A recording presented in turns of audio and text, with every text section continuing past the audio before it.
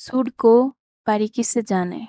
Should, चाहिए, should be, होना चाहिए, व्हाट शुड, क्या करूं, शुड हैव, चाहिए था, शुड हैव बीन, होना चाहिए था,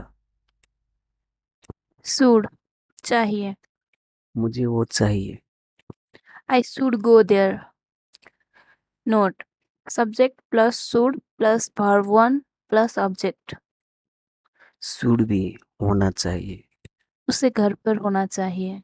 he should be at home, note subject plus should be plus object, what should, क्या करूं।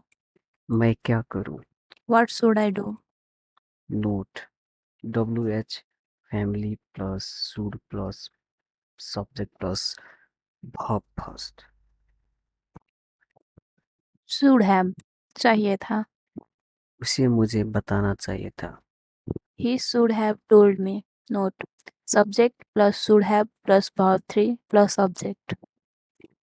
होना चाहिए था, should have been, उसे एक डॉक्टर होना चाहिए था। he should have been a doctor, note subject plus should have been plus object. इसी प्रकार अंग्रेजी सीखने के लिए इस पेज को फॉलो करें और यदि किसी टॉपिक के बारे में आप जानना चाहते हैं तो वो कमेंट करके ज़रूर बताएं। Thank you.